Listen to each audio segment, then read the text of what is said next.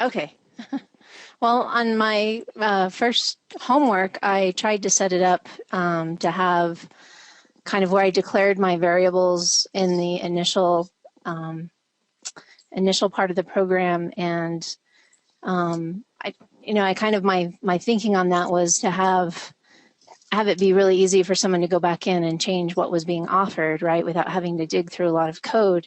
And then my thought process was to be able to have one loop so that I would read the user's input selection and that would point to a product, and then that would then go to be appended to my string product. This is probably not making a lot of sense at this point. Nelson's got your Nelson has actually got your CS file. Is it all right if you? Do you mind if he brings it up on the screen? Let me pull it up. So basically, I was trying to feed a variable into another variable and have it output that second variable's assigned value, and I wasn't having any luck with that at all. So I ended up, just kind of doing 6 loops instead of 1. And I was just wondering if there was a way that you could give me some feedback on my thought process on it to see if, well, I was way off track, or if, I just didn't have the tools to make it work. All right. Well, I'm going to go ahead. I have it up on another monitor. I'm going to go ahead and open up a new project here and paste it into Visual Studio. Plus, I was trying to make it funny for you guys too, so I'm hoping you guys got a giggle out of some of it. We got some pretty good submissions. We got one in particular though that was, Gavin knows what I'm talking about. Oh yeah, that was an interesting sense of humor displayed by someone. There were some genuinely very funny ones, though.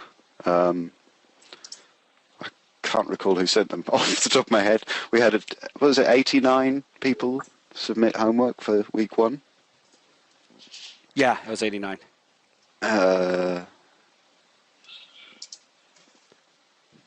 Yeah, my brain's broken. Just thinking the number 89, my brain's broken. Lots if I ever see another vending machine.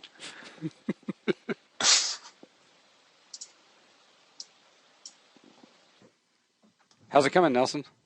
It's going slow. I noticed. Oh, and Nelson, you're probably going to be mad at me because I commented the crap out of it too. Pardon my language. No, I think, pardon yours. Whoa. No, I think commenting is outstanding for somebody who's, getting comfortable with working with any sort of programming language, to be honest with you. Over and above considerations of, if you're working in a team, then obviously you need to comment to let other people know. And those, but when you need to more. It's more of a consideration if there's more people. But equally, it depends on your way of working. I tend to use comments as placeholders as kind of my structuring out the code. And comments will usually be in the form of a method call, so that and then I just uncomment them and create the method to go there. So I tend to use them as a gauge of how much I've got left to do and where. Well, and I also use my comments to kind of keep track of some of the problems I was having. Like in this first section, I tried to use a variable selection, and I was getting an error off that. So, a good first question to ask, is that a reserved keyword, selection? Selection? Yeah, no, it didn't throw any errors for me, the selection at all. Okay. Well, no, I changed it, so it must have been something else that I was doing with it then. Yeah. So you were talking about like a variable pointer to a variable sort of thing. I kind of see where you're going with that. Were you at the class on Monday? Yes, I was. And in fact, you did it, I think, in a way that was much more elegantly and could have probably just done this. I haven't had the time yet to kind of rework this in that model, but. Yeah, and also one of the things you could do here, though, is use an array. If you think about it, array is kind of a way to dynamically reference variables, simply because you can choose which index you want to access the array on with a number or a variable. Now, I understand that that wasn't covered Oh, gotcha. on purpose before when this homework was assigned, just because I kind of what I was hoping to see, or at some level, I was hoping to kind of see stuff like this, simply because then I could say, this is where you would use an array. And a lot of people, they learn what an array is and they don't have any perspective on how to use it. But here's an example where, you did something that could be, or that led to the conclusion that having a bag of objects that you can reference dynamically is something that is a good thing. But so yeah, I don't necessarily have any problem with this. Nelson, if you go down to about, I think it'll be about line 60-ish, there's a block of comment. The console.write line that you've commented out there is a reason why that doesn't work. If you just uncomment it, Nelson. I'm going to mute you real quick. Sorry, because I'm getting a call. I think it's my son. Okay. Looks like it compiles me. It compiles, but that's what... it doesn't say the right thing. It outputs you've selected and then the user's input, I seem to recall. Yeah. Yeah. But Okay, she's... Sorry about that. Oh, no, that's fine. These pesky kids, I tell you. Teenagers. Oh, yeah.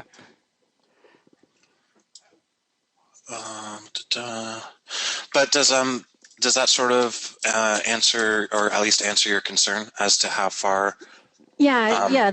The array would probably be the easiest way to make it work in terms of that. But and when you said if I was at Monday's class, I hadn't even taken it to that far. I think even the way that you did it when you did the homework with what we had from our first class, I think there was almost a way to make that work right there too, because you just declared everything all in kind of one block instead of having it declared all together.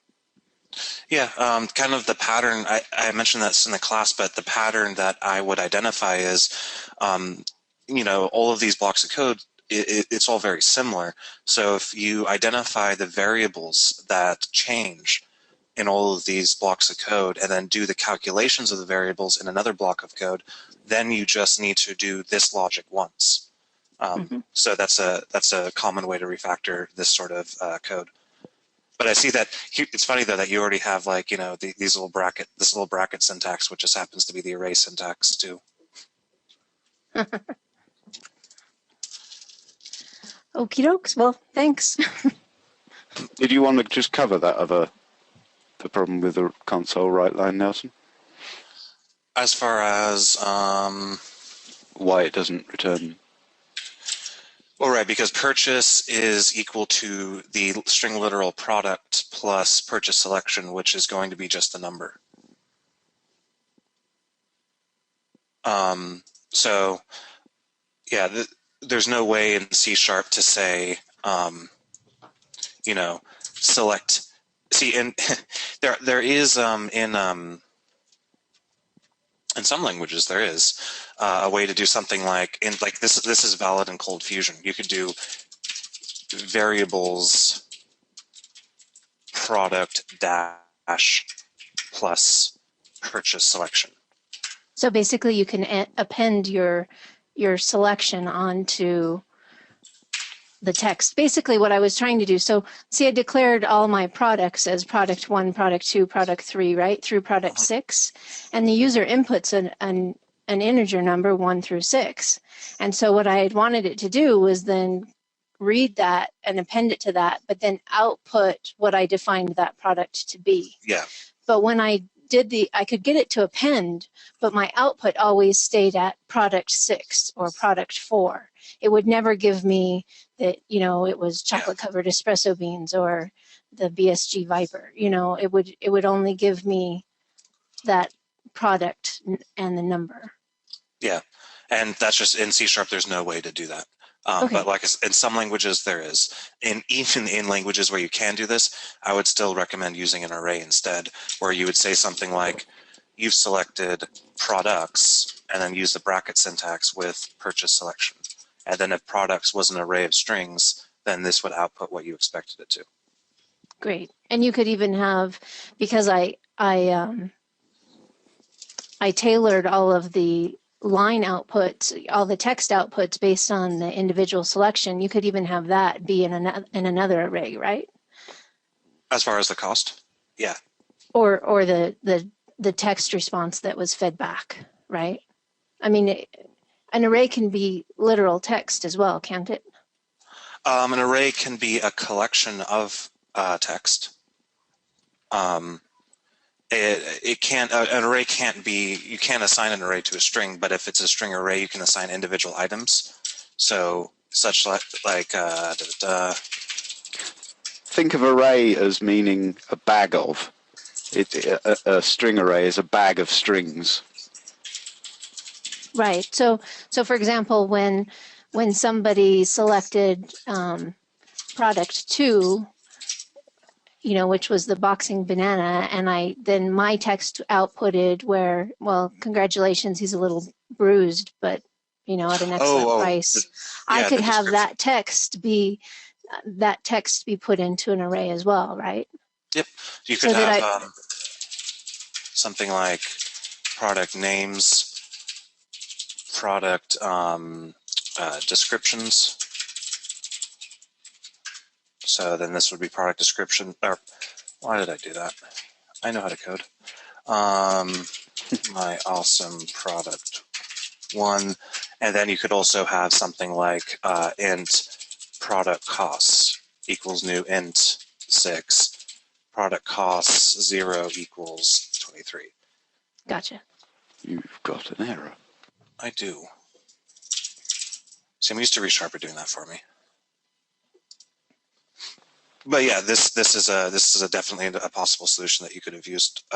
Well, given that you know arrays now. But yeah, to answer your question, yeah, you could, anything where you see the repetition here, you could represent that in arrays. Okie dokes. Thank you so much. Yep.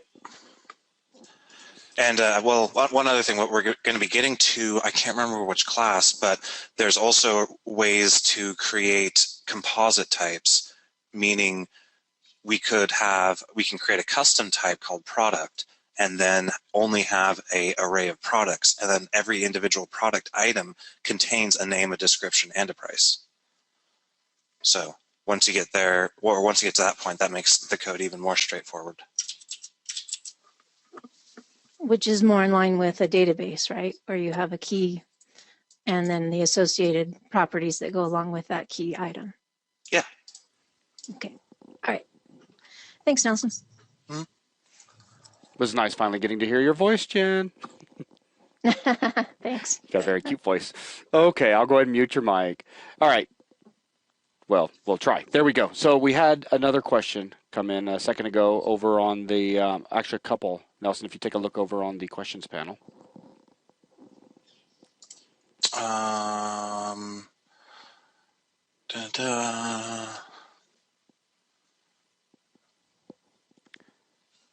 So Stuart was asking, can I use for loops for the exercise this week, given we have not gone over them yet?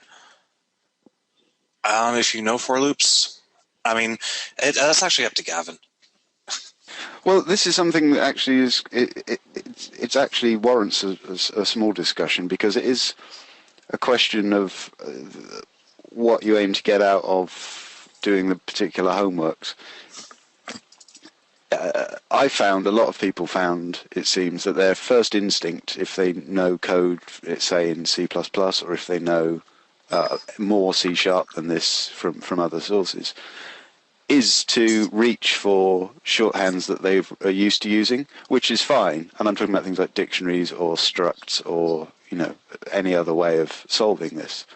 But actually having to restrict yourself to using, in the case of first week's homework, just ifs and elses, it does make you actually think about the process of what you're doing in probably more detail than you do. I think that you touched on this with arrays just now about people using arrays without really thinking about what's going on under the hood. So I think there's something to be said for just trying to do it with the minimum possible tools as efficiently as is possible. Yeah. Like that. What have you got to say on that sort of subject? Well, I agree with you. Especially from a teaching perspective. I mean, doing things the long way, the long-winded way, gives you the perspective of what tools the language provides you and what situations those tools are appropriate, and especially being able to identify patterns that you can then, establish, and then rework your code using a different language construct in order to come out with a better result. So from a teaching perspective, I think that that's completely valid. Yeah. I mean, what do you think, Jason? No, I completely agree. Okay, take a look at Barry's question. I coded my logic so the array gets sorted ascending, but then I display the results in descending order. Is this sufficient, or should I reverse my logic so it sorts the array in descending order? Okay. Well, if you got... I'm going to refer back to, in this case, I'm going to refer back to the actual homework specification if Chrome decides to load any year soon. If my Windows Explorer instance actually starts working. I lost a window. Where are you? Do you have Synergy still running over there? I'm just curious. Or or Display Fusion? It was VMware eating my windows. Gotcha. I'm going to refer back to the prompt on that one, simply because if you did get it to sort in ascending order or descending order, obviously you got the algorithm working, but on the same token, did I even post a thread about the homework? I was wondering about that, actually. I don't think you did. I'm a terrible person. You are. No. I think I deleted the prompt, too. Well, anyway, I would suggest just to refactor it to work to sort in descending order, just for the added exercise of just getting more familiar with how the algorithm works and what you need to do in order to make it work in descending order. Should be a fun little exercise. In general, a sorting algorithm, the actual comparison operator, or what defines equality, what defines if something is greater or equal to something, generally that's factored out of the algorithm itself, meaning that ascending or descending, greater than, smaller than, equal to, all that stuff is not generally defined by the algorithm itself, but defined by the objects that the algorithm interacts with. But in this case, I think it would probably be good just to make sure that it goes in descending order, if not just for the fact that you get to play with more code.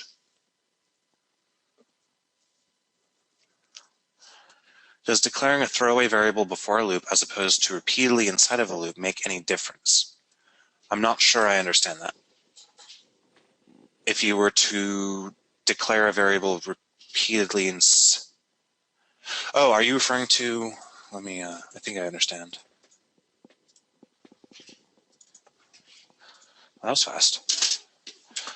Are you referring to int temp equals 10 while true temp equals 20 versus while true int temp 2 equals 20? No difference. The variable the memory required to contain this variable is always going to be made available to you when the method starts, no matter where inside of the method you actually declare the variable.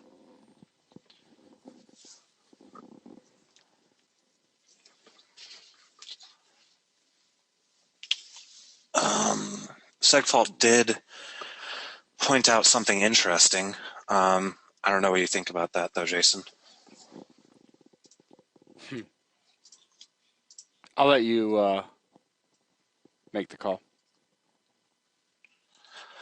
Well, Well, you I'll could be give more, a. Sorry, I was just going to say, do you have anything associated to that to say about what the problems you have with go-tos? the problem I have with go-tos. Hmm.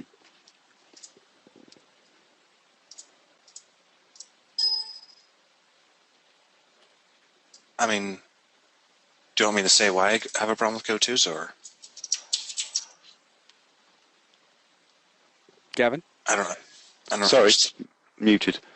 Well, yeah, I mean, we're here to in lieu of any specific questions.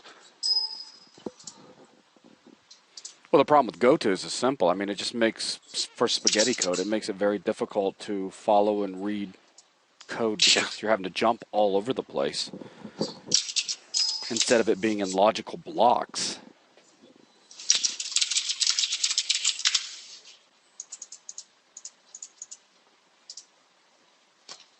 Explain why go-tos are bad.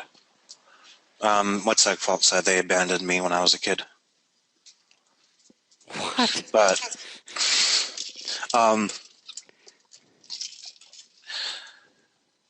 well, It think about this. Go ahead. Think about it this way: ifs, whiles, and even things we haven't covered, fors, do's, for eaches, switches, all of these language constructs, all of these different things that we can express in C#, all of these are implemented in terms of go-tos. Every single one of these constructs is a wrapper around what essentially turns into a huge go-to mess. But here's what is great about having these keywords. Each of these keywords do something very specific. They provide a very easy to understand language because it's there's a common language that everybody understands who reads C#. If you know C#, you understand these constructs. If you understand these constructs, reading code that uses these constructs instead of using go-tos directly will obviously carry so much more semantic value than just using go-tos.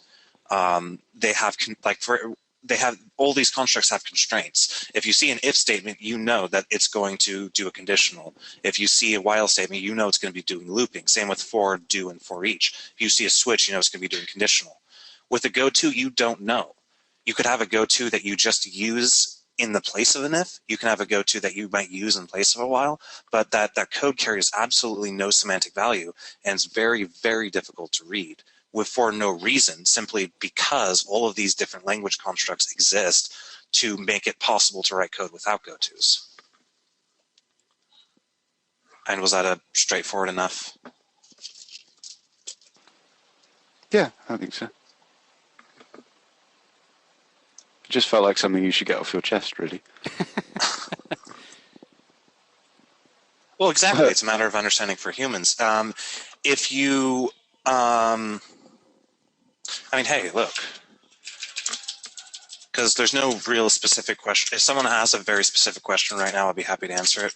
But I just want to blow up people's mind right now. Oh no, here we go. Want to see a magic trick? This usually means epic fail when he actually hits F5, so this should be funny. Funny with some of the bloopers I recorded from last night's VTM recording of MMO stuff. Oh, really? Oh, yeah. Excellent. People are going to think I'm stupid. It's still one of my favorites.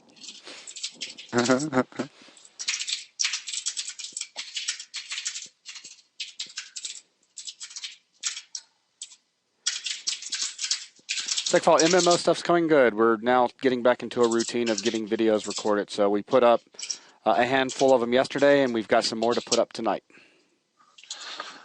Okay, I want to ask everybody here, does this code make sense? Do you guys understand the code as it appears? Yes. Put your hand up inside of the question thing, inside the webinar, if you do not understand Segfault. Very good. And do not be shy. Yeah, I honestly, like I said, hopefully everybody by now understands this code, and I would be more than willing to go over it. The code in particular wasn't what I was going to show, but what I'm going to show is more of just something crazy. I mean, everybody understands it. We could always just randomly pick somebody and have them explain it, kind of like having them walk up to the blackboard. There was like microseconds between you saying that and that hand going up. I don't understand. Don't pick me. If you're still reading, you can also put your hand up too. That's fair, because I don't expect anyone that's new to the language to look at the code and within just 2 seconds understand what's going on. So there you go.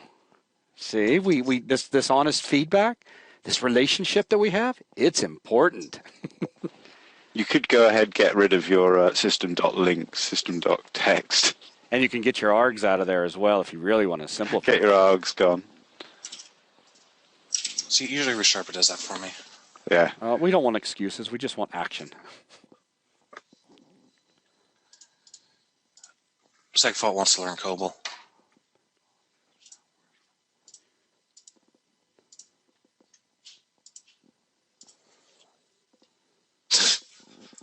You want me to make you teach it?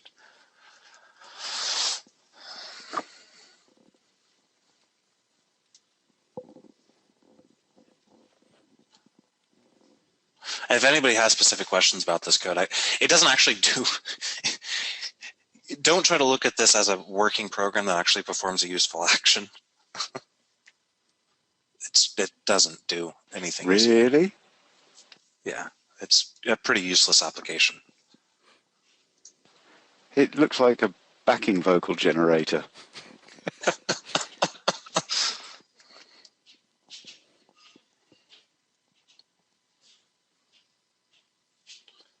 It throws exceptions. Well, yeah, if you don't type in a number, obviously. You What should version? be using try-pass. You've taught try-pass. You could use it now. Well, hang on. No. Hey there, Andrew. So go ahead and walk us through how this code works. Andrew, if he doesn't know how this code works, I'm going to slap him. Sorry, I've got a slight problem. My microphone is on a different set of headphones than my speakers. Well, so Excuses. yeah, I know. It just sounds like an excuse to me. Well, can you hear me now? I can hear you. Okay, so this program will just take a number from the user. If the number is more than 40, it will display the line "Hey there" on the screen. Otherwise, it will display "Whoa." And then you declare another integer with value 0, and then, well, you go through the loop 10 times, so you essentially get "Whoa" 10 times on the screen, and then it'll just exit. And now, what is the meaning of this incredible application? The meaning is it's probably going to tear it up and show how not to do it with go-tos. That's what I assumed. It's going to be... Yes, I'm going to do that after I do one thing, though. Okay, Segfault. I just wanted to say, Andrew, good job. Thank you very much. All right, so let's completely terrify everybody in the class. We've got to start calling on people more often. It's fun. Yes, let's go ahead and terrify people. I have a feeling I know where you're going, and I'm getting my sunglasses right now.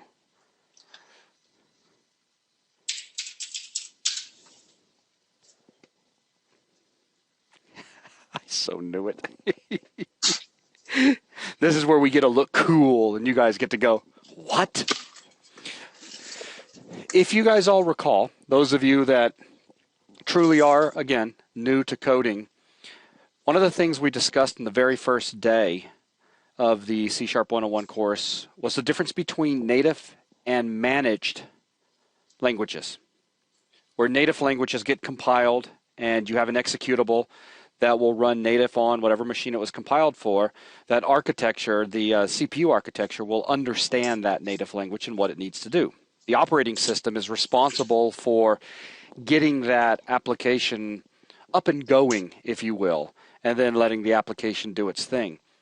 As we saw with managed languages, it's different, because managed languages don't compile to a final machine-specific language, if you will. Instead, it compiles to what's called IL, or CIL, Common Intermediate Language, or what's just commonly referred to as IL. And so what Nelson is setting up to do is to show you guys what this actually looks like. And SegFault MSIL is heard so little these days, for the record. But anyways, Nelson is going to show you what the IL actually looks like. So when this compiler, the C# compiler, took this code and compiled the assembly for us, what exactly did it turn it into? So that's what we're about to take a look at.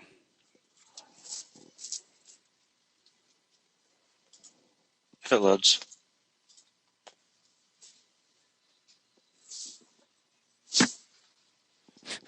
And for the record, while we're waiting on that to come up, Miranda said, hey, my mic isn't here at the moment. I have an excuse.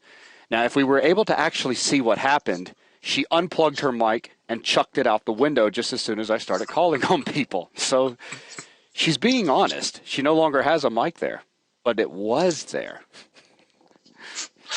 I do want to point out to everybody that this is a virtual machine SegFault. I actually have 12 gigabytes of memory, not 4, on my host. The host with the most.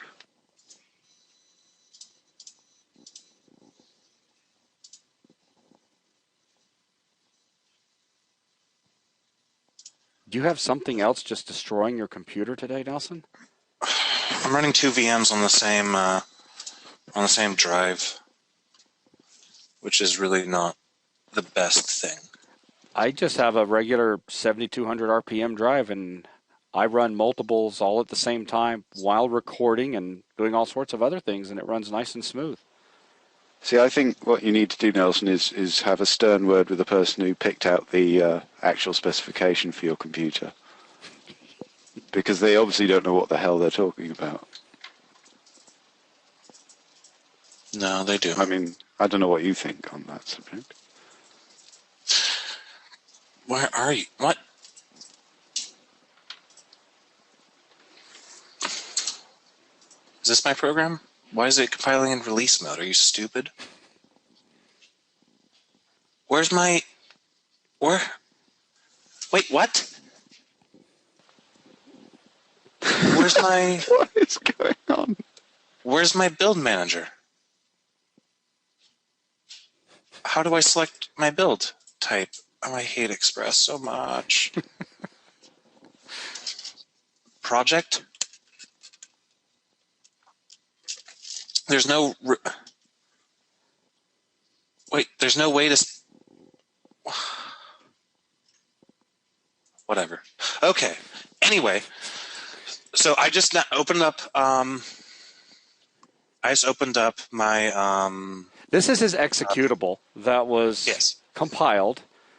Now remember, this is not native. This does require the CLR, the Common Language Runtime, to actually execute. And when you double-click on this application to run it, Windows is basically going to map this image in to a process application space, and it's going to, and when that happens and it turns over execution of this, this executable itself is going to bootstrap the CLR into that space and begin executing the CLR. So now, since we actually have this executable, the very one that we will double-click on to run it, Nelson is going to take it into ILSpy, which is a free utility that you can download. And I would definitely recommend getting it and playing around with it. And Nelson can even discuss where to get it and all of that in just a few minutes. But what he's going to do now is he's opening up this executable. It's a .NET assembly so that we can look at what code exists inside of it. Did I cover long enough for you, Nelson? Yeah, there we go. Okay. So here's our assembly. As you can see, it breaks it down by namespace because we do have a namespace up here, console application 1. Underneath console application 1, we have a class called program, which you see right here. And inside of program, we have a void main. And what you see here is the decompiled output. Now, this is basically ILSpy taking a look at the IL and turning it back into C# for us. As you see, it actually changed the loop that I was using from a while into a for. That's because while loops don't actually exist. They don't.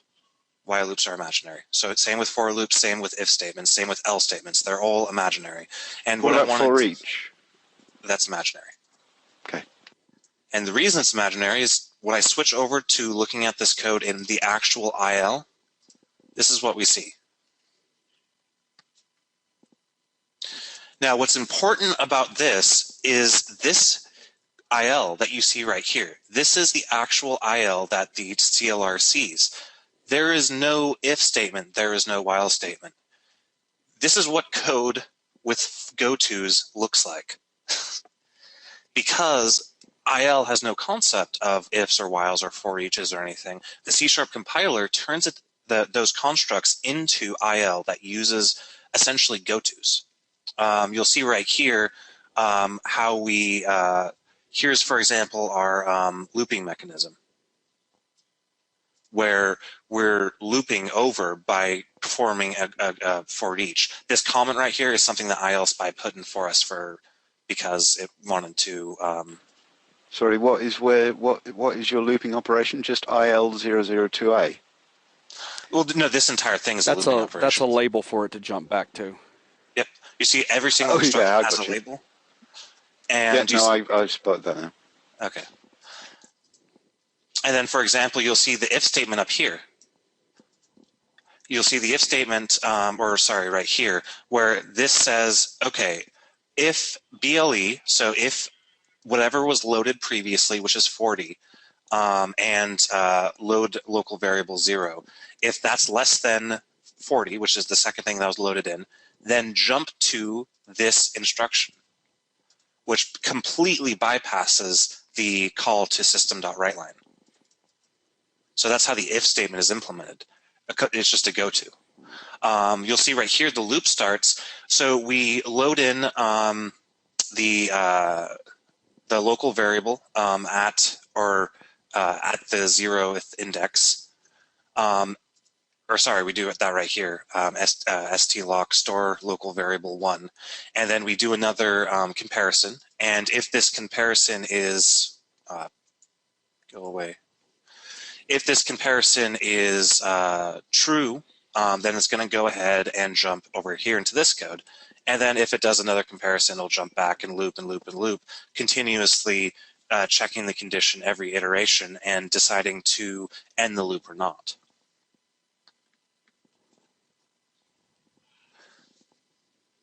So I just want to point out that this is just an extreme example of why gotos are terrible. Because if this loop start and loop end weren't there, if these little white spaces weren't here, even if you understood IL as well as you understand C#, it would still be confusing because it's just one flat method. I know that's kind of an extreme example. I mean, the bottom line is this is the actual code that the CLR is going to then take and JIT. It's going to compile it for whatever CPU architecture we're using, whatever application this happens to be running on, which is very cool. Yeah. And as the whole discussion started out here, where Nelson was talking about down there on label IL003B, the BLT.S, and basically all that's saying is it's a command for branch to target if less than. So, I mean, all of these guys have, they're very specific commands, but you can imagine us writing applications in IL, this would just be monstrous. It's not very easy to read. And we did have a couple questions that have come in. Francis has reposted his a couple of times. Nelson, if you take a look over on the questions panel. I did the homework, but given what we have learned, will this code be somewhat inefficient? What do you mean by the code? I don't think I understand the question.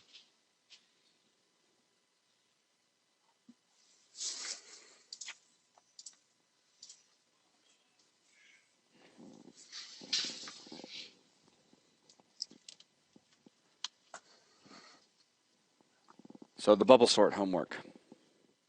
Well, bubble sort's always going to be inefficient. Well, except for if the list is already sorted. That's true.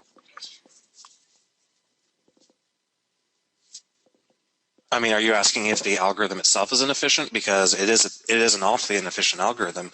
It's simply one of the most easiest to understand as far as sorting goes. which makes it a good thing to do for homework. Yeah.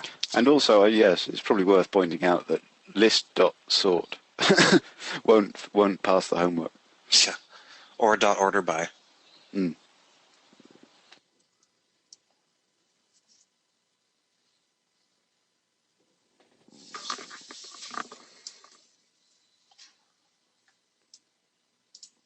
Okay, Nelson, he's come back with another. So if it's already sorted, well, if it's already sorted, what will happen is the bubble sort will only make a single pass throughout all of the items. Therefore, its complexity as far as computation is going to be linear. So if there's one more item in the list, the computation is going to only happen one more time if it's already sorted.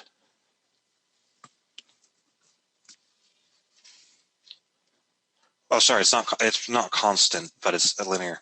Or I said linear, I didn't say constant. What did I say? You said linear. Okay, good.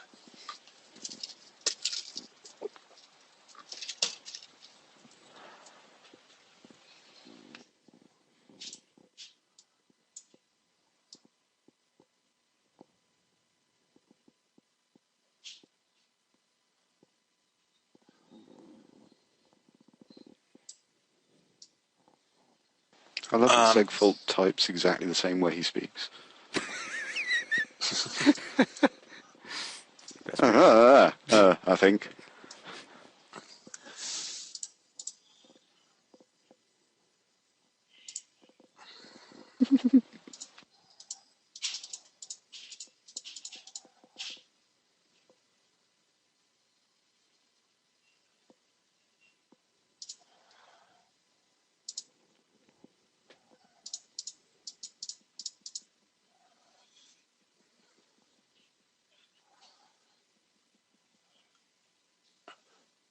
Sushi?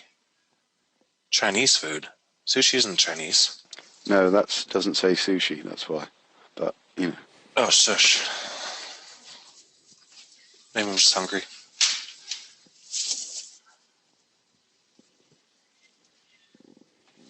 But yeah, and then to make this maybe a little bit more concrete, I can go ahead and implement this in terms of go-tos. Yeah, that sounds. Hold on. My sort at the moment will loop compare an item a number of times, but because I want to give the chance that the last array item to reach the front of the line, does that sound correct?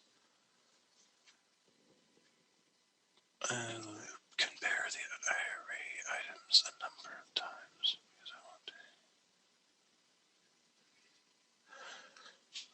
Yeah, you'll have to repeat the loop over and over again if there's ever any additional thingies.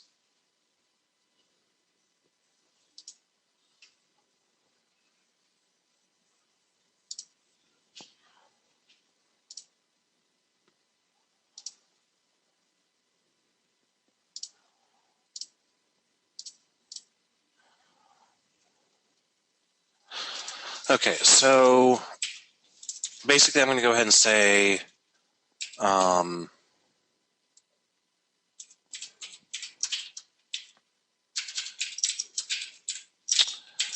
so instead of here, I'm going to say condition condition else condition end. What are you complaining about, Visual Studio? Embedded statement cannot be a declaration or oh yeah, derp. So that's the new thing, huh? Derp.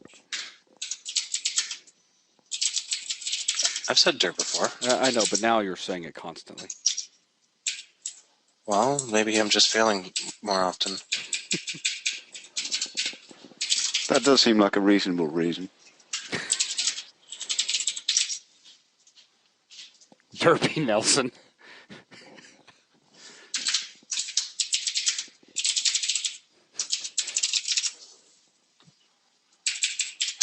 Fortunately, I still have to include if statements because there's no jump to operator in C#.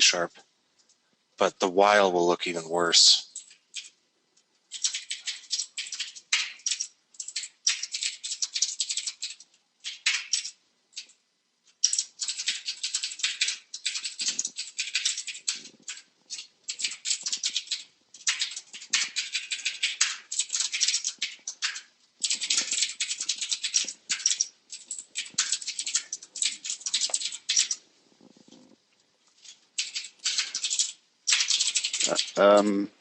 Not sure about that.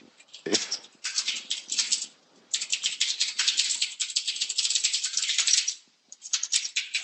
What did I do wrong? line 25, shouldn't it be the other way around? Ah.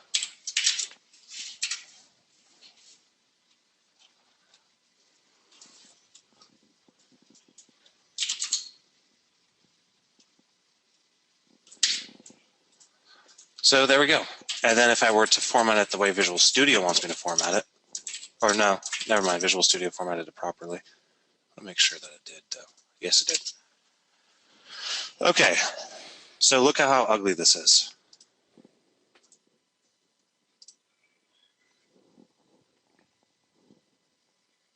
Does everybody more or less agree that this code has not only less semantic value, but is a lot easier to, at a glance, understand what it's doing? And just because again, walk them through it. If the condition else and condition end and such like, can they now be in a different order as go-tos? Theoretically. Can they be a what? Could you have condition else first and then condition... I don't know how the logic would follow with conditions. What does it just come to the first one it comes to and work from there? Well, what will happen is if my int is smaller than 40, we'll jump to condition, which will be right here. Otherwise, condition else will, this statement will be executed, in which case we'll jump to here.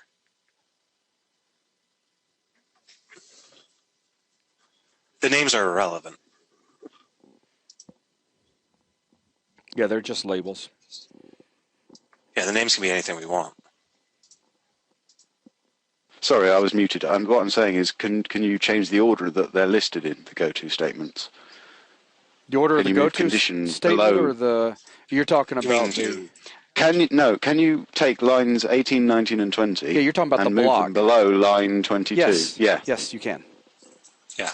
So that would make it even more Difficult to confusing read. to follow. Absolutely. Because it's the sort of thing that I would, if given the option, end up doing, because then have everything go in alphabetical order. But you'll notice like that. The key thing that Nelson had to do, though, once he started rearranging things, was he had to go in and actually rearrange. He had to move that go-to because up to line 20, because otherwise you'd end up having the condition else execute, and it would fall right down and begin executing the condition, which after saying hey there, then it would have jumped to end. Yeah. So yeah, this is what I mean by it just becomes spaghetti code. It becomes a complete nightmare to try to read.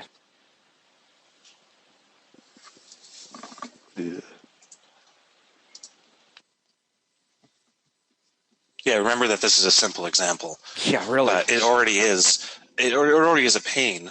If I didn't, okay, let's say, I don't know, blah 2. Yeah, I already forgot. obfuscate a code. I already forgot. Is this blah and blah 2? Actually, we don't even need that. Okay, Nelson so then is what's doing condition an end? incredible job of demonstrating. Buzzercat asked, how did we get onto the topic of go-tos? That was asked earlier in regards to efficiency. Let 4, let 5. There were a few people who, I guess, come from other languages that did actually use go-tos in the homeworks. Yes. Which is why it was something I brought up again, because it is, as you say, Nelson has... I do remember him giving me the long and detailed version of why they're bad in the past. And I thought it was something that he probably should share with everyone sooner rather than later. Yeah. Not only that, but also there have been no other questions coming in, so this does give a topic for Nelson to talk about. If there's no questions, then that's the idea of open office hours. If you guys have questions pertaining to homework or lecture, ask. But as far as now goes, wow. Now that these labels no longer correspond to what language construct I was mimicking, it's very difficult to identify, especially if this was a particularly long loop, that this is even a loop. If I were to glance at this code, I would have no idea that was a loop at first. I would have to actually read the code, follow the go-tos, and see if it was a loop. Or I could use the built-in language construct of looping and have it be instantly recognizable by anybody who knows the language. Are label names local to the method? Yes. Yeah, you can't use a goto to jump into another method. You can in some languages. We're not talking about some other languages. And that's just stupid. I know, it's absolutely inane. Yes, it is. It's 42, Bazzacad. Can Nelson code me an app that will tell me the meaning of life? Yeah, that's a one-liner. Console.writeline, 42. Exactly. Semicolon. And thanks for all the fish. Anybody that knows an imperative language should usually recognize an if or a for. Yeah, pretty much.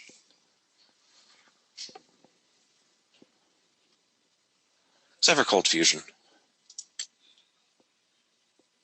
Just a funny aside.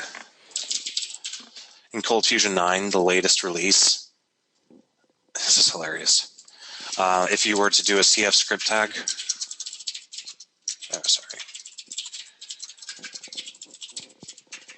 and do var stuff equals empty object if false stuff dot test equals hi or hey, else stuff dot test equals whoa, and then write output stuff dot test.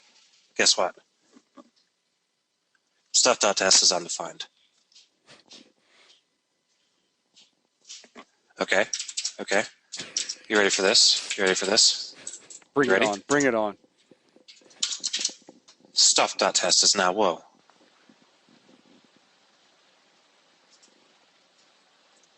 Ready for this?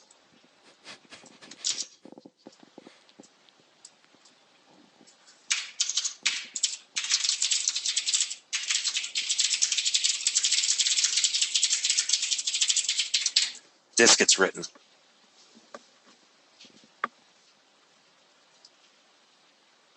So this obviously works. The branch obviously works. But if you do not have curly braces surrounding the else statement that sets a property that was previously undefined on an object, that object property does not get set. Wow. If you add curly braces, it does get set.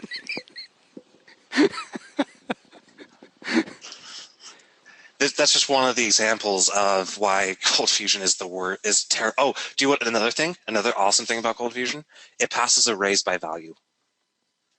So if you have a 200 item array, that's being copied every time you pass it to another function. Awesome performance improvements there.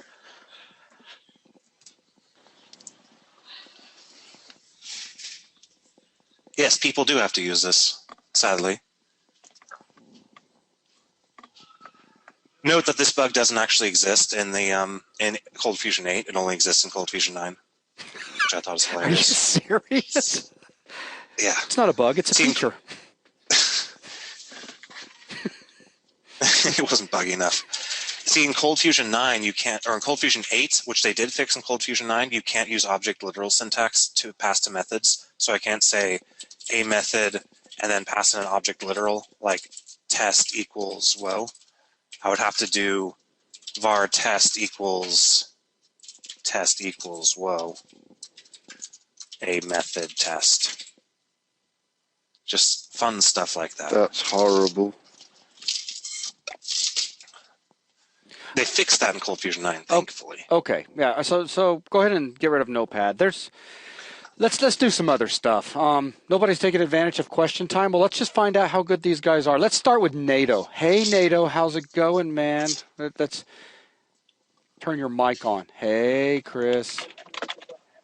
Hi there. You'll be able to hear the TV background, so you might want to go ahead and. I can hear you. Okay. Here.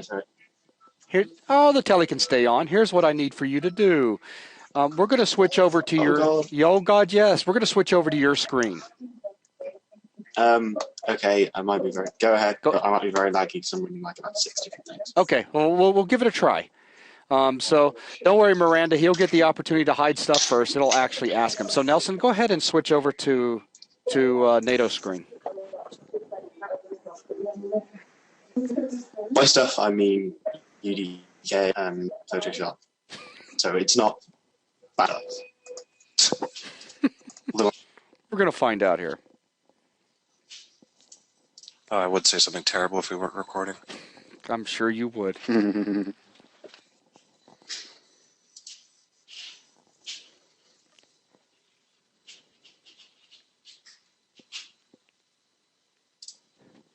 Did Chris You're the presenter, by the way. Yeah, you should have just got a little pop-up question. It says, do you want to show your screen? Just click yes. Or show screen. Can you hear me? Yeah, we can still hear you. Hey. Hello? There we go. Ah, right, because my computer just locked up entirely for a couple of minutes then. All right, so create a new console application.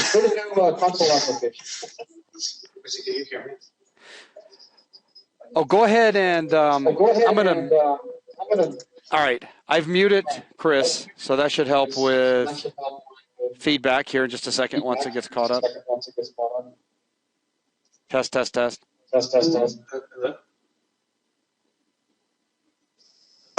I'm still here. Wait, there. Oh, good. There we go. All right, so we went ahead and muted you, Chris, but this will allow us to just listen carefully.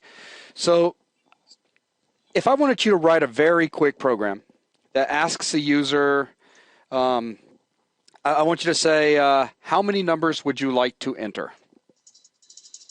So let's start out with that. How many numbers would you like to enter? Ask that of the user and then let the user type in a number. So we're going to start simple. Everyone else that's just sitting there twiddling their thumbs with no questions, but using this as an awesome opportunity to get out of work, that's cool. Follow along then. Except you can do it yourself.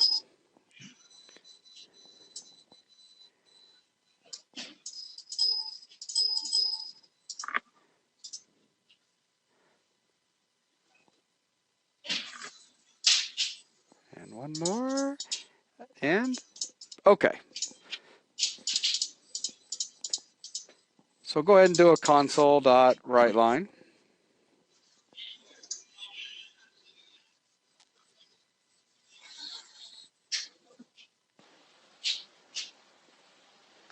And then go ahead and ask, how many numbers would you like to enter?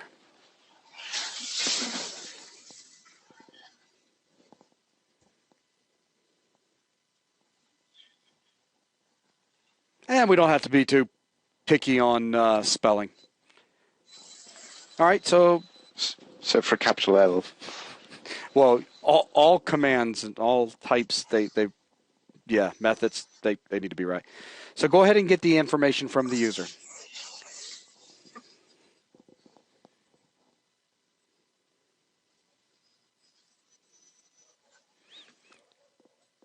Now read, okay, I see what you're doing. Okay, cool.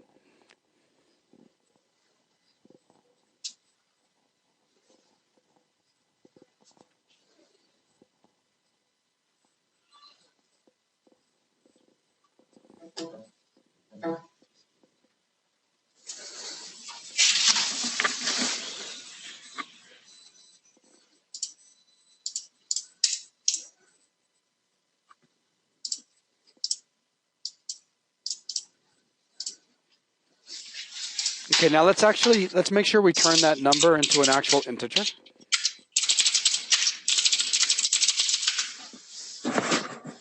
And I'll make life easy on you. We don't even have to do try parse. You can just say int.parse.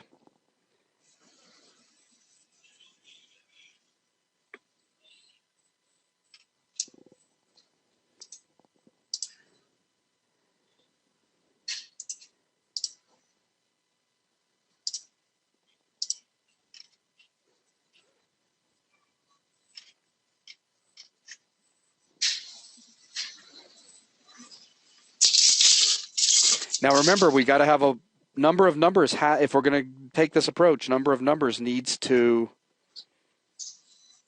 be declared.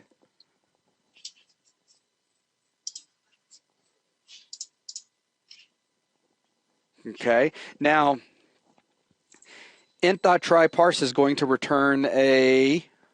You can move your mouse over tryparse. And you'll see that it returns a bool on the far left hand. So that means this is an expression that's going to give us a true or false in return. Well, this is evaluated, meaning that we need to store it somewhere.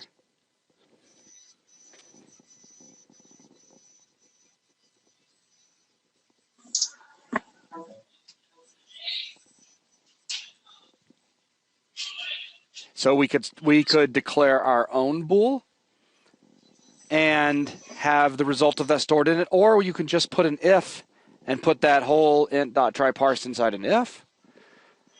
Remember that whole statement turns into a Boolean. It has a value. Every statement, every expression in C# has a value. Hey, look at that. So what happens if you run it right now?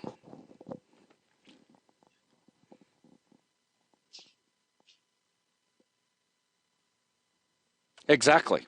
Okay, so now that, and no, for those of you that are watching or listening to this video later, I was not able to hear what he just said. But here comes the tricky part. But you're going to go ahead and throw that in there, so go ahead and finish that, and then you can test it. Wait a second, you can't hear me? No, I can hear you. I was talking about, I asked Nato what the application was doing, and I thought it was pretty entertaining when he kind of like took his mouse and he pointed at everything. So I was able to just imagine him talking. Well, you can see the console write line up here is going to take this text. It's going to actually write it out to the console. And then we are going Where's he from? I'm moving him to a new location. Undisclosed. All right, so...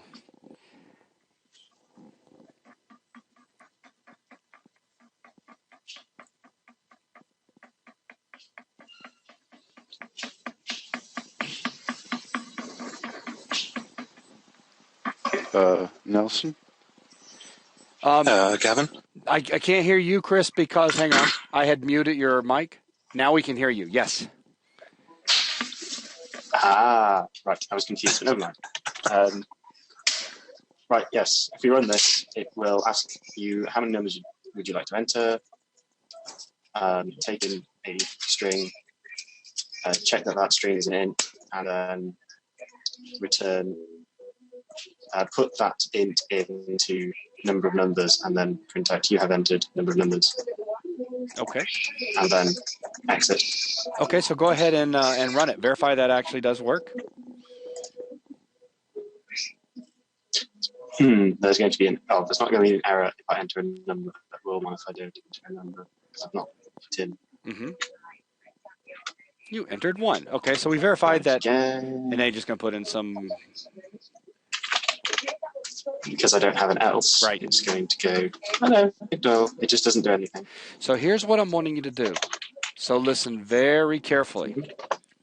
You don't... Okay. I am wanting you to create an integer array.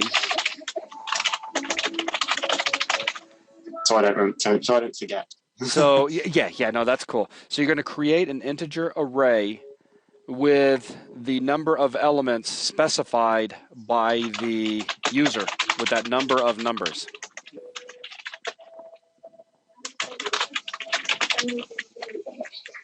Right, okay. And then what I want you to do, after you've made that, I want you to have a loop.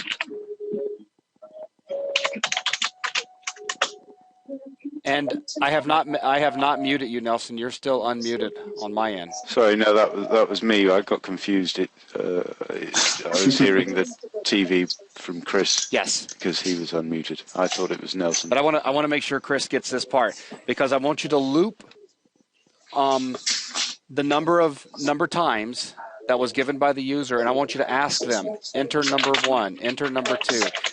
Basically, collect the information, collect a number, and store it into each element of the array. Okay. All right, so I'm going to go ahead and mute you again, and then go ahead and knock that out real quick. Okay, so you should still be there, Nelson. Yep, very good. So this kind of lies at the heart of what we've been doing for the last 2 class meetings. I gave Meta here an assignment pretty much just like this earlier today, so she may find this to be helpful as well. Well, and people who are planning to do the homework may find this helpful. Absolutely. People are so shy about asking questions, so I figured it would be, let's just torture these poor guys.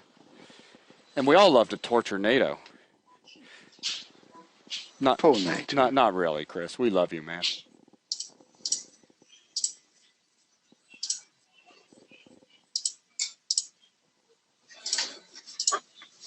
Your mouse was in the right place right before the assignment operator. Right after that. There you go. Now remember, when declaring a variable, what's the rule? In declaring it, you must first specify the type, which you've done on the left-hand side, which is int array and then an identifier. Yes, you the man. And it's a good name too, numbers. Okay, so we now have an array established of proper size.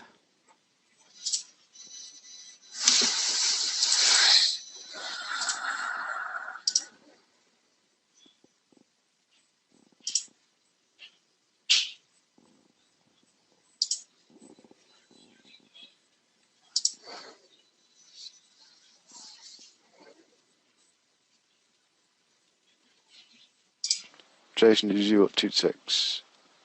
Just put in the BuzzNet.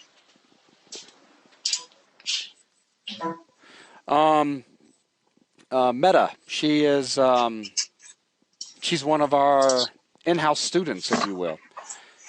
She's kind of like my awesome personal assistant.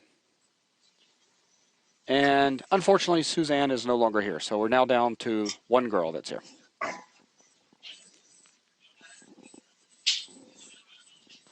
I don't remember seeing. Don't remember seeing what? Any Meta's username? No, what's your username? Is it Ninja Kitchen on 3D Buzz? Kitchen Ninja. She's also our awesome cook.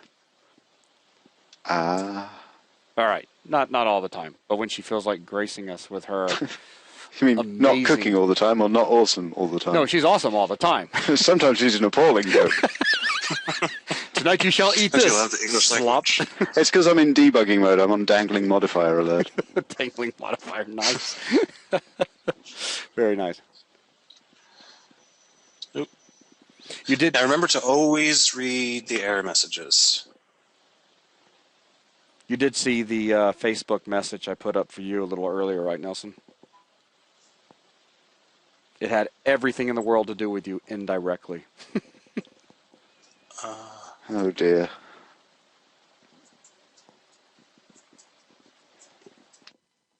Why? Why what? Hold on. Are you talking about what you put up just a few minutes ago? No, success. Ta-da. Yeah, that one. Yeah. Yeah. Yeah. Well, let me... It was still a pain. Behind. Oh, yeah, the store is still being lame. Yeah, they're getting hammered. But mine will be here next Friday. Woot. Just tell them when you get in that I sent you, and they'll make sure it gets here on time. Just when you get into the Apple Store, just in the comments section, just say, "Yeah, Jason Busby sent me," and they'll be like, "Oh," they'll probably even give you a discount. Have you had a chance to play with your birthday present yet, Buzz? Oh, that was a pre-order purchase. Or is that an order? It doesn't. They're not actually released until the end of March, and even then. No, your the camera body. Yeah, that doesn't get released until the end of March. Oh right. Yeah, it literally was just announced by Canon on March the 2nd. So I cannot wait for that to get here. One of the things that Meta and I have been messing around with when doing different type of photography here in the room, like we've been painting with light and some stuff like that, but we've been using this remote DSL application on the iPad. So I can completely control my camera, everything about it from the iPad, and get a live display on it too. And it's real time, and it is absolutely awesome. A lot of fun. Cool. Yeah, NATO, don't worry about that. Did you see his little message that popped up? No, I did not. So it just said that if he had a method written, then he would have used another try pass. Ah. Did you get the 4G? No. I've already got a MiFi. Okay, you have that. Though you did see that was one of the things they announced, that it's going to actually act like a MiFi as well if you get the 4G. Yeah. Oh, I got into the store, I selected it, and now it's frozen, and now it says there's an error. Don't worry about trying again. Just keep refreshing that one, and when it just hangs, just let it sit there. It literally, one time without timing out, 5 minutes later, it came back and went to the next screen. It was amazing. All right, so you entered. Oh, less than that, so we're starting off with 0. Delivery on March 16th? Yes, sir. And we do need to make sure one of the most important things that's needing to take place in there is current number needs to get incremented somehow.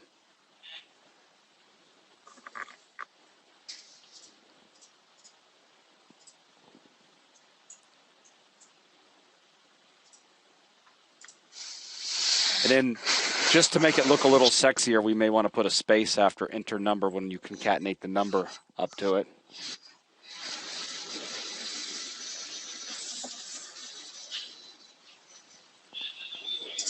Okay, and put a space right down, and down, just to, right there, yes. Sweet, okay. 5 numbers. Enter number 1, 2, 3, 4. Look at you go. All right. Final thing for the assignment. Let me unmute you real quick. So here comes the TV noise. All right, NATO. You're doing good, sir. The final thing, I want you to tell the user, here is what you entered in reverse.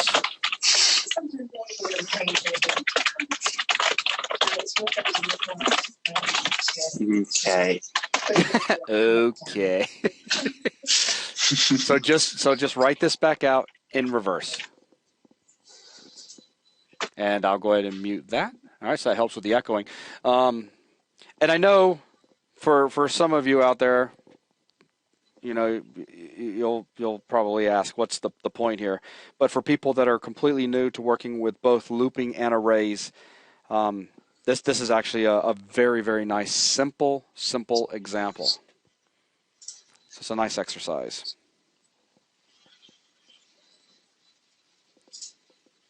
It's also a thing that I've been, it's sort of, when you sort of feel that you've reached the end of the sort of passing a beginner level into an intermediate level, but I found that is getting away from just tutorials and coding from an empty console, from an empty solution, even with the simplest things, is quite I don't know, it's partly a confidence thing, I think. Yeah, oh, absolutely. With just, when you're confronted with just a cursor flashing on line 1, and then it can be intimidating. Yeah, you can kind of get brain freeze on it and overthink things. Now, one of the big things to take note of is notice how with this assignment that I've given NATO, I've broke it down and I've let him take care of small parts before we move on to another part. When giving somebody a homework assignment, of course, we give them the entire assignment. But I cannot stress the importance of breaking things down into simple little tasks. Because if I would have just dumped all of this on NATO at once, it would have just, On that sort of note, I think it would make a nice, maybe a Nelson's Corner, to just cover that in a sort of maybe a 2-hour video, 3-hour video. Just present Nelson with a problem in the way that a client would present it. Oh, that's easy. Make it cool. Make it 20% cooler. I haven't started making anything. I know, but when you do, just make it 20% cooler. But just to talk about the design aspects of the structural design aspects. Let's look at what he's got going on. Oh, sorry, I wasn't looking. Oh, now he's going to start getting all fancy. Oh, yeah. Uh-huh. You go, NATO. Uh-oh. Crazy numbers. But is that really right, NATO? You got to take the numbers that you put in, and those are the ones I want in reverse. Oh, yeah, NATO. Oh, yeah, you can do this. You're almost there.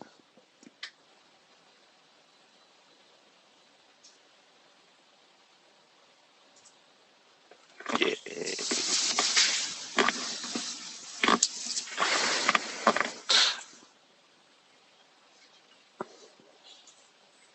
Oh. No. Think about your logic. Can I rest that real fast? Yeah, you go ahead, Nelson. Think about what your logic is saying here. Oh, look, he's going to get in there and debug and everything.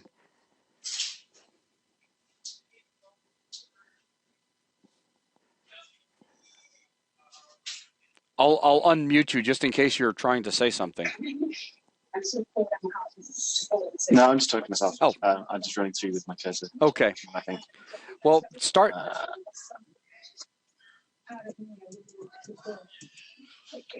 All right. You want me to give you one huge hint? Arrays are what based? Are they 1 based or are they 0 based? They're 0. Is that going to do? No. Can I start? Wait a minute. So, no, you tell me. Line 25. Let's say you said you wanted to put 5 numbers in. So, line 25, what is current number we're going to be set to? 5. Correct. All right, so when we go down to line 28 for the very first time, so we jump into the loop. So now we're down on line, so we're on line 30 because 5 is greater than 0. Mm-hmm. Okay, so on this line right there, let's take out the -1. That's what I had before. All right, so yeah, that's what you had before. So that would have been numbers sub 5. But our array is only 0, 1, 2, 3, 4. Yeah. So it is -1.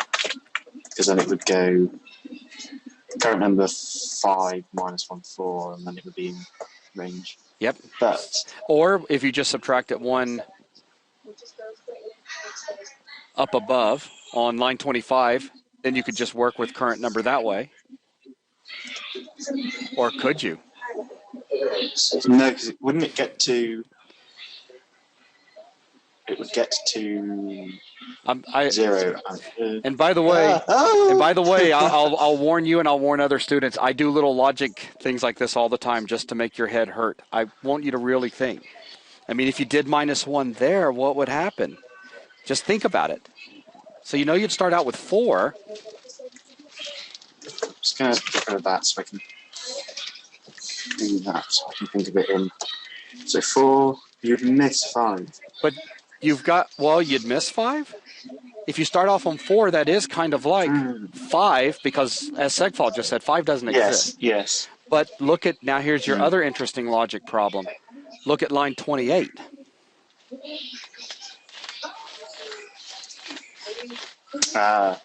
Because 0 counts. So And Bazakad's absolutely right. does that have to be -1 as well? I can't see Buzz at the moment. Oh, okay. Yeah, don't worry. He just said greater than or equals to 0. Oh, yeah. Although that is That would have the same as that would have still worked. greater than -1. Yeah.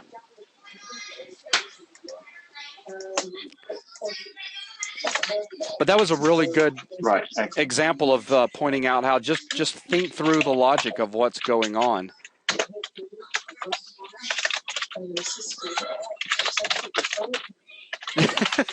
Oh, come on, Chris. You did awesome, man. All right, go ahead and run it and prove it works for me.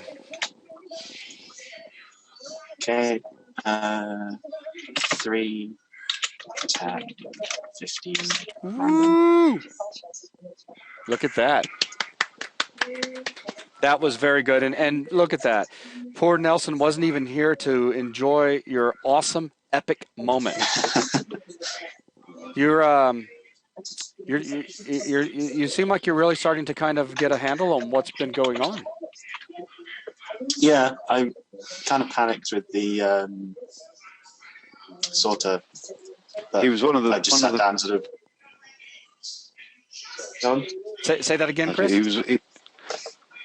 I was saying I was having a bit of a panic with the sorter, but then I sat down, as Gav said, with some bits of paper and just went through it in my head. So I got how to do the actual sorting bit in my head logically, but then I was trying to work out what order to do things in. I'm trying not to give away how to do it. Yeah.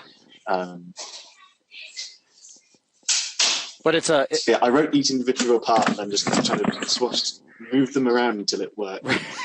In my head. Gotcha. Welcome back, Nelson. You need to pat NATO on the back. Look how awesome of a job he just did. Nice. Yeah, he got it. And he solved a couple of logic bombs I dropped on him, which makes things even more fun. But yeah, that's awesome. Okay, Dato, I'm going to go ahead and mute, and let's go ahead and switch ourselves back over to Nelly. Thank you very much, Chris. You did awesome, man. Okay, so coming back to you. Now, if there are any questions, ladies and gentlemen, please go ahead and throw them into the questions panel. Otherwise, here in about another 4 minutes, we'll go ahead and call this open hour session.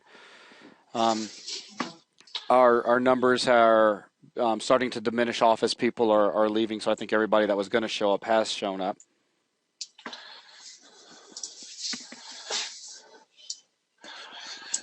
Yeah, but questions. Anybody have questions? Even, anything, really.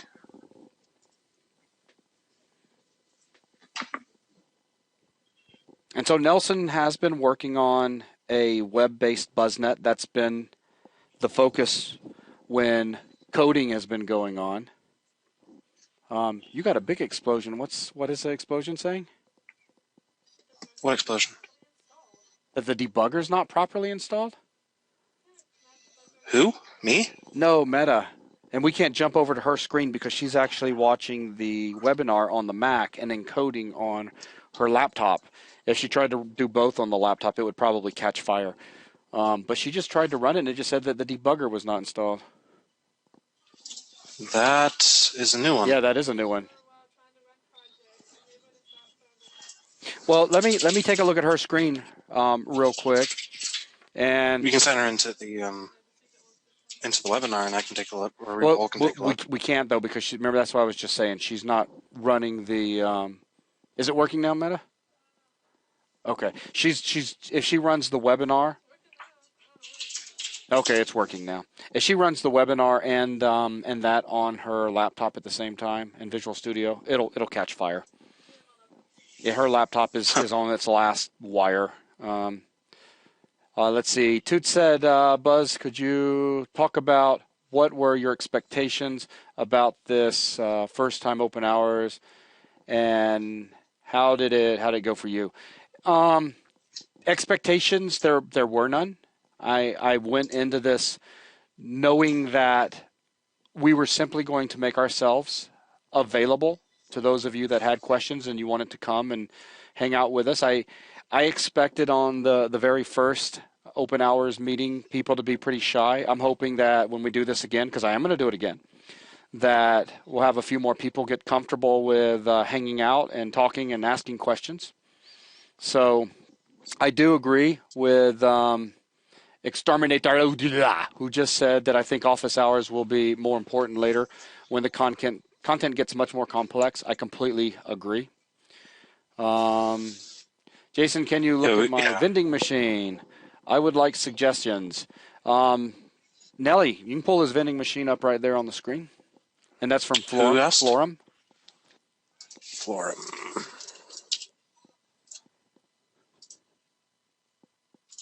And Nelson, what is the app that you use that pins the windows on top of others? Display Fusion. He also screams and yells about that a lot. For the record. Well, not everything's perfect.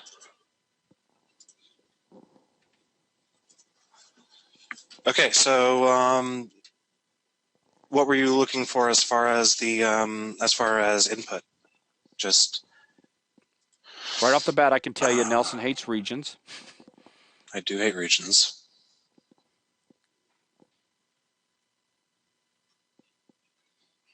I don't know what a caret point is.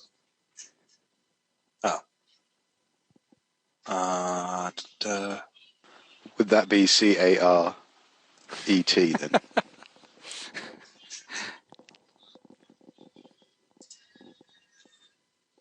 But yeah, it looked good. It looks good. The only thing is you can actually abstract this code out of those individual items. Oh wait, no, he's saying not that one. The one that he has now on my screen.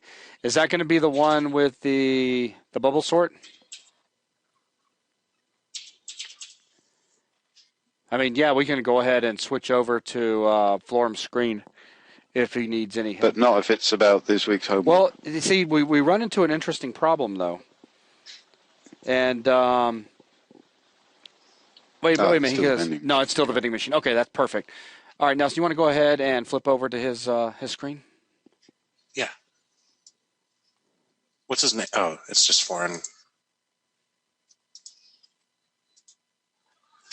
Alrighty. You are the presenter. Dun, dun, dun. I think NATO's still a presenter, by the way. He is. Removing people runs the risk of kicking them out. Oh, right. Yeah. Can you see me now? Yep, we sure can. Hmm? Oh, hi. Hi. Let's see. Vending machine. So this is the vending machine as it is now. Okay. I don't know. Care to look to see? Do you want to give Nelson mouse control? Nelson, you do this. Yes, I don't know how. Yeah. Okay. Yes, I found. Okay, great. Give and Nelson. Okay. All right, Nelson. So let's take a look at what we've got.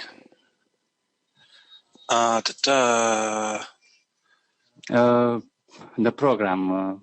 This is a class. You might already know that. I can't. Could you hit that little bar right there, that little button, to make it hide so I can see your Solution Explorer? I don't understand what bar. There's a little button right here on the right. It's actually just use button. The. I was going to say you could just use the size of how he's got the Visual Studio right now. Alrighty.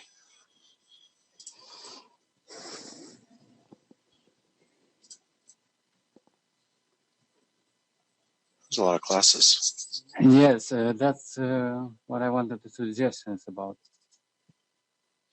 That's more classes than even Nelson would have put in. Okay, so we have, starting in main, we have an engine call. Call.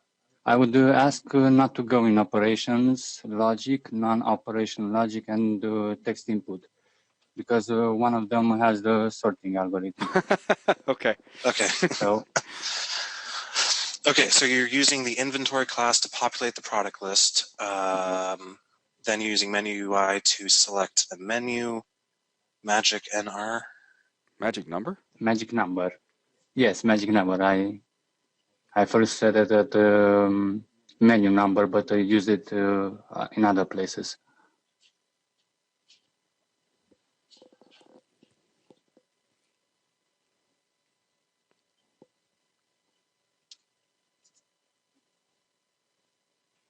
Alrighty, well, there's regions.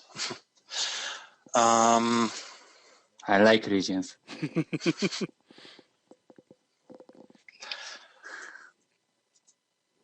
Oh, the lag is terrible. Okay, so as far as right off the gate, I would probably, if you want to represent constants like this, I would probably, instead of doing, N1, N2, and N3, I would have them be the name that you have in the comment right there. So that it's a little bit clearer as far as the code, and then that would render this comment unnecessary. So when you have a bunch of... That was the original idea, but I used it in other places. So, well, when you're using constants like that, they're generally going to be very specific to the case that you're using them. So reusing constants isn't necessarily the best idea, because constants should be a very specific thing,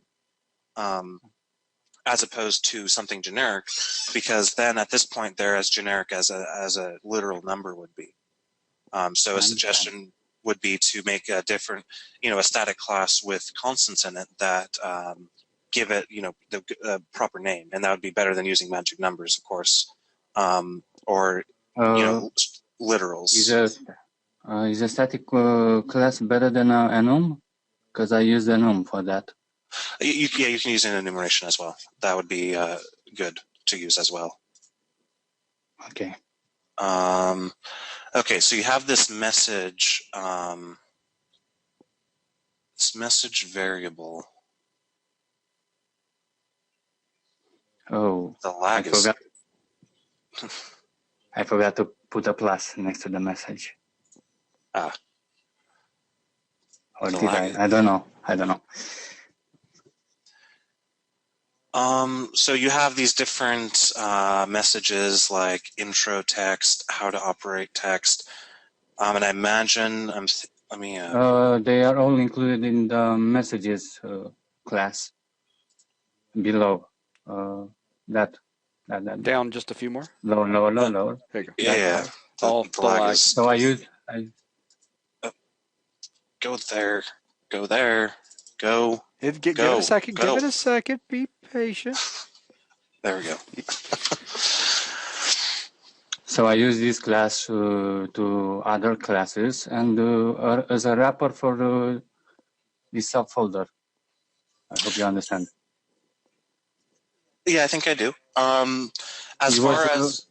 It was a long document, so I tried to clean it up. Yeah. As far as this particular class, what I would probably do here is, let me look at the individual message classes.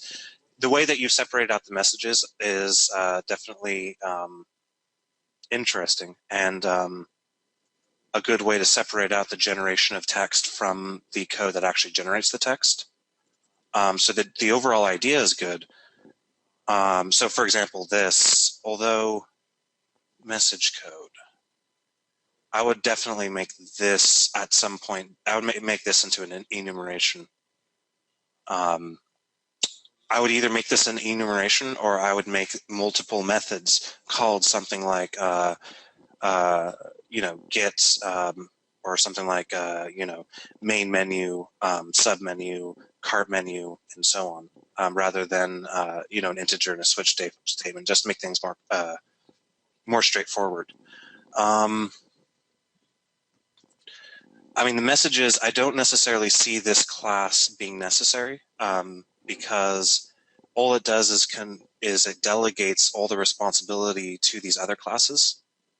And I don't necessarily see a reason to delegate or to create this abstraction when you could just invoke these message classes directly.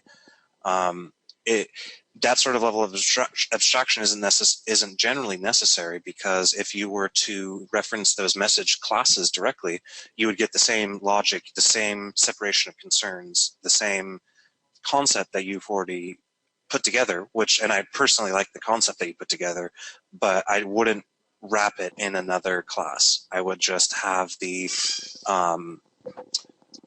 people who call the message class just talk to these guys directly, because I don't necessarily see how necessarily how much additional value you could get by abstracting it one level further.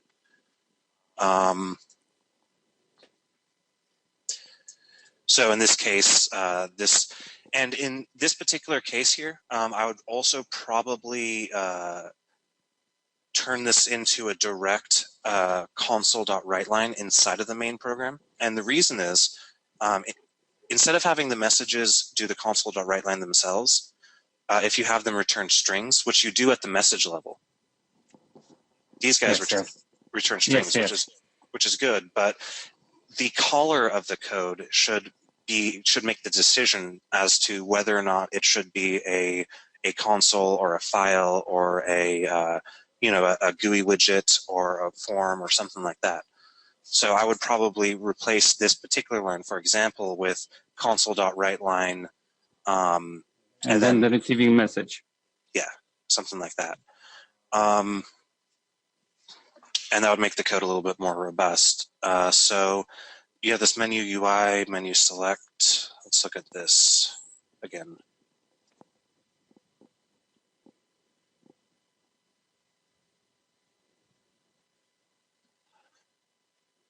Something that is confusing is how exactly does this code...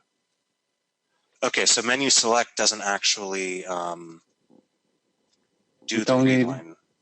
It only does the painting of the UI.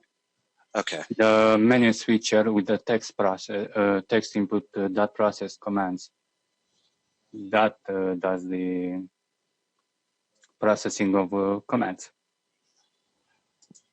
Alrighty. Let's look at this guy. This part is a little bit messy because I didn't have time to really sketch it out on a paper.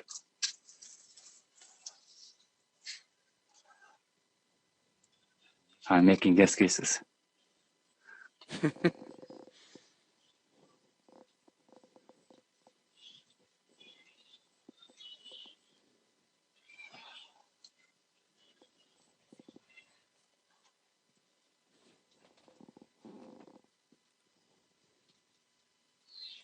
It definitely has quite a bit of functionality in it.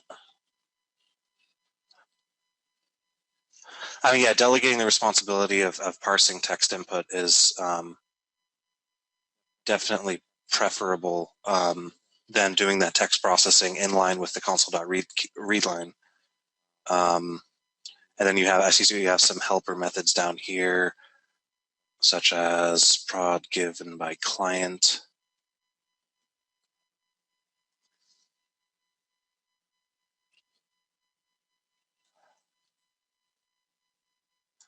So the operation logic, you said that's one class that has the bubble sort in it.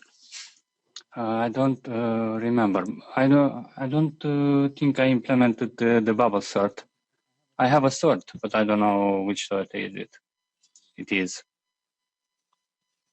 Okay.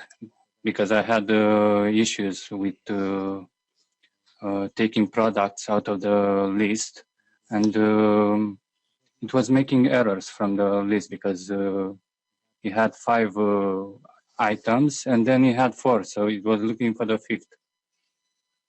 So I arranged them in such a order that it doesn't give an error. Okay. The sort.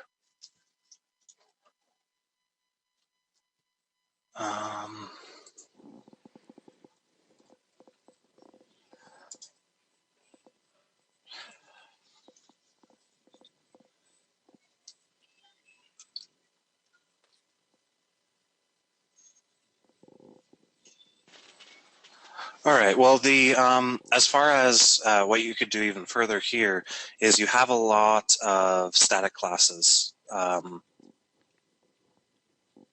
Yes. the there is a good separation of responsibility between those static classes.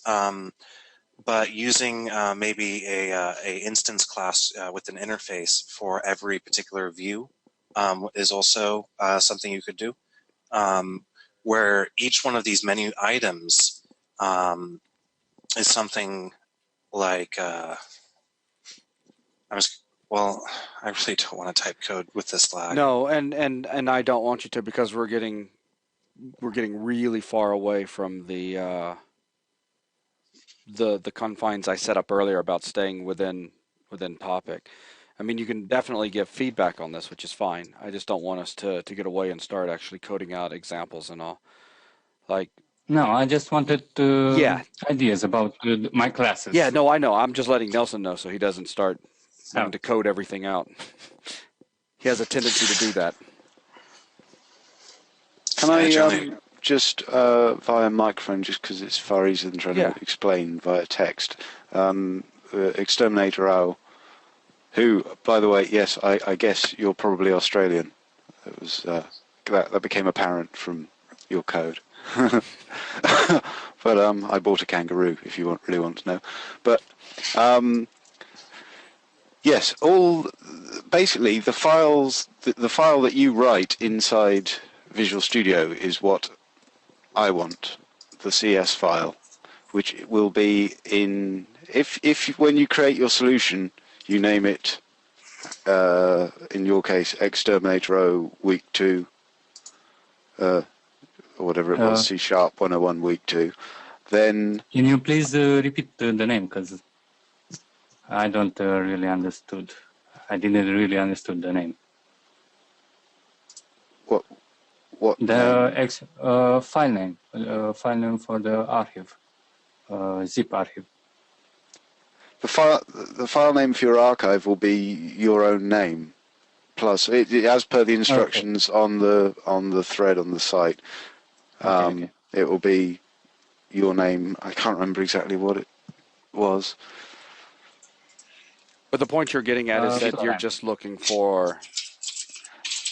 Yeah, just the CS files that you've written, really for, I imagine most of the 101 course, apart from maybe week 6 and possibly week 5, it's entirely doable that all of this would be in one class anyway. Yes. All of this could be in your program class. There's no reason particularly to take it out into other classes.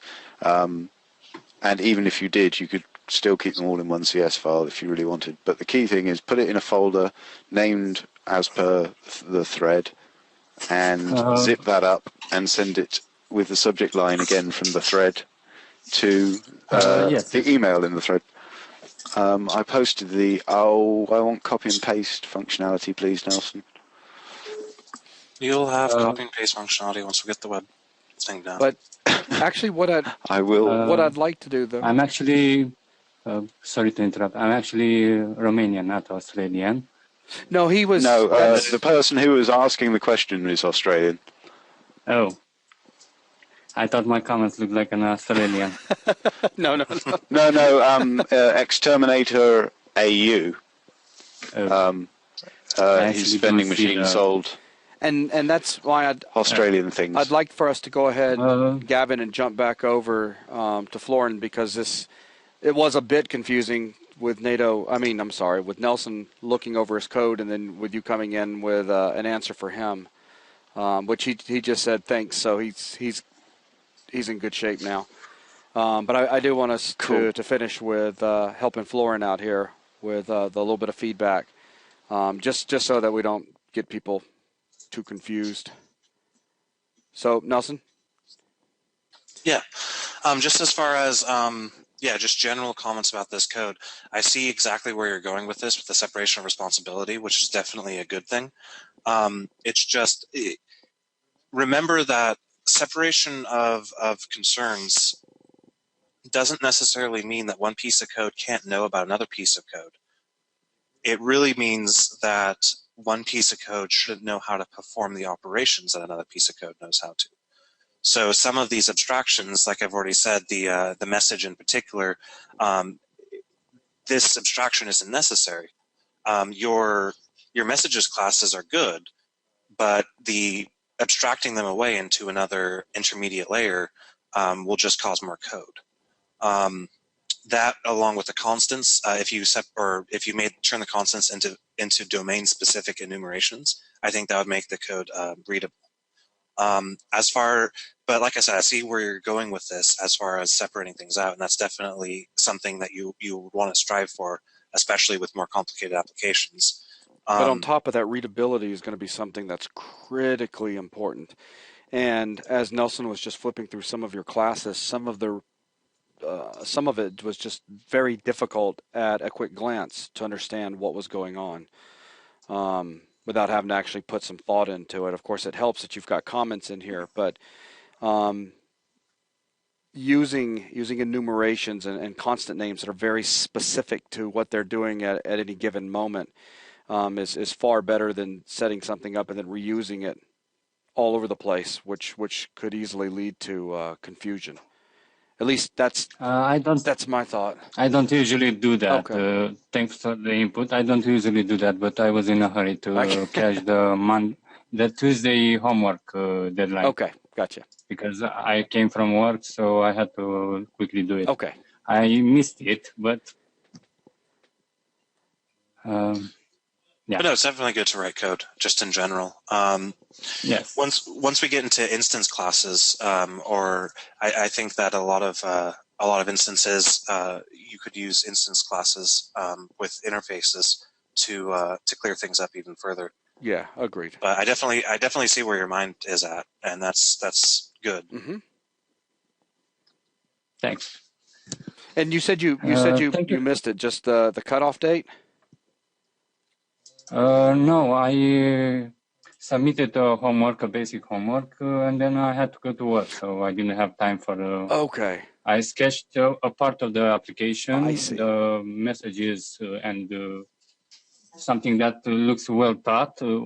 That was when I had time. Okay, I see. So the rest, the one function does many things. So logic and non-operation logic. So that's why I have many problems there. Okay. Do you wish to see the application to actually run it? Yeah, yes. Go for it. Okay. It's not like I want to brag or something. So, welcome to client Sam. I have a problem here because I cleaned up the code a little bit before I entered this webinar. So the client Sam shouldn't have appeared on the first page, but it has some problems. So 100. Now I can say bye, or if I want, I can say back and press B. 1, 2, 5. So these are the rest. Back. Now the C card appears because I have products in. Mm-hmm. Remove 1, 2. Remove 1. Okay, so if I were to type back, B1.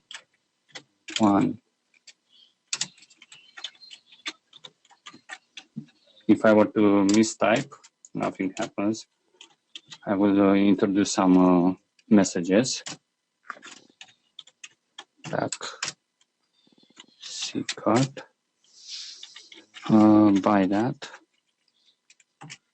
By 1. Okay, by 1. Let's see if that works. By 1.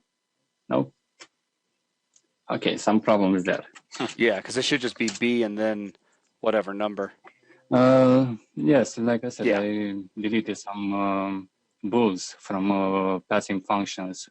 So that has some problems. Okay, so now I type back. Okay, I don't type back, I just close. Thank you for Cool. your input. Awesome. All right. Well, very cool. I will go ahead, Nelson, and switch back over to you. Thank you very much, Florin. Thanks again. Yes, sir. Good night. Good night. And all right, Nelly, we're back over onto your screen. And we are just about at the 2-hour mark. Let's see. Will the homework outline be posted on the site? Nelson? Yeah, I'll do that. You should do.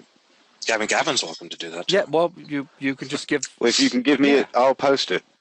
But just give Gavin the details, which you can give him after, we get done with this session. I also want to change, as a matter of fact, those of you that are watching, you can just enjoy this 2-minute little conversation. Nelson, if you could bring a browser up and head over to 3D Buzz real quick. You want to change... Do you now? What's that? What? You said you want to change and then ... Well, it'll make more sense with the browser. That's why I wanted him to go and bring it up. Here's what I want to change. Click on Live Classes, Nelson. Thank you, sir. Okay, right now, we can go in and we can watch. Whoa. Okay. It keeps on going to my stupid show desktop thing whenever I move my mouse out of the VM. Gotcha. So we can, right now, click on the watch link, or we can, of course, click register if it is a class that we're not registered for. But I want to change this up to where it's not just watch. Here's what I'm thinking anyways. Obviously, with the threads that we have going on over in the Member Sponsor Lounge, it's very, very easy for registration threads and things like that to get quickly lost now that there's been a bit of activity taking place inside that forum. I like the idea of if we turn the whole thing into a link here, and Nelson, let's say you clicked on one of the links, like Intro to C#, 2B, or any one of them. Yeah, if it's a link, you click on it, and it gives a pop-up box. So just a div that we bring up, basically, make visible, that has things like, register if you need to register, or watch if it's available, and also put the password there as well.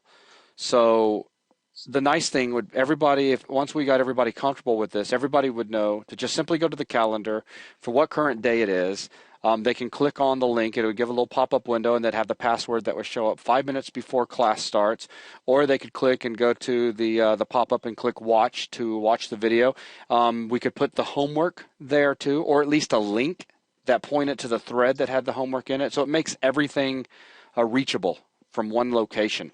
I don't like the fact that right now threads are being completely lost over in the Member Sponsor Lounge, and that's just going to become even more messy as the classes go on, and then we start getting into the C++ class and the Unity class. So I think that would simplify stuff. What's that, Gavin? You can say it should be pointed out to anyone looking for them, because I skip over them sometimes. The threads with the rules in are stickied, and I thought I'd stickied the what the actual homework was for week 1, but I shall certainly sticky the homeworks as well. Okay. So they'll be at the top of the... But see, what we got to be careful of is in a month's time between the C# class and the Blender class alone, we're suddenly going to have a whole page full of stickies. Just until the system, this page is set up. Okay, I see what you're saying. Yeah, so... And then they can get linked to from here. And, what do you guys think? What do you think, Gavin? Nelson? Hey, yeah, it works for me. I like the idea of centralizing it this way. Yeah, there was always an intention to increase the amount of information on this page, and this was like an hour of work. Yeah, you threw that together really quick. I was quite impressed. I was even more impressed how you actually forgot that we didn't have 31 days in March, but we won't go into that one. That was just an off by one error in a for loop. It happens. See, guys, even Nelson makes mistakes inside of loops. No, seriously though, that's something I'd like for us to take a look at getting going sooner than later, so that we can just start telling everybody that that's where you register, that's where you can find links to the appropriate forum posts, etc. So we'll talk more about that, Nelson, here coming up in just a bit. But if there are no other questions, I think this is the perfect place to go ahead and bring today's open office hours to a close. I had pointed this out over in the member sponsor lounge, and that is regarding date and times. We won't know until the week of what day we're going to hold each of these. It's not going to be at the exact same day and time each week. It's going to basically be a rolling event to try to accommodate those that are at work or those that may be asleep, just so that we can try to target more people, giving them an opportunity to come in and ask questions and have us interact with them and helping make sure that their education is solid and goes forward, because that's important to us. So, Gavin, Nelson, is there anything else that you guys would like to add before we wrap today up? No, not to this. I need to grab you afterwards via Skype. Okay. But I shall do that. Sounds exciting. Okay, guys. Well, thank you very much, and we will see you around again. Remember, tomorrow night, 9 p.m. our time, Central. That'd be 3 o'clock in the morning Friday for those of you over in the UK. We will be doing a repeat of the class that we held on Monday. So if you want to come in and join that one, you are more than welcome to. So that's going to wrap today's session up. Thanks a lot, guys, and we will see you around 3D Buzz. Bye, everyone. See ya.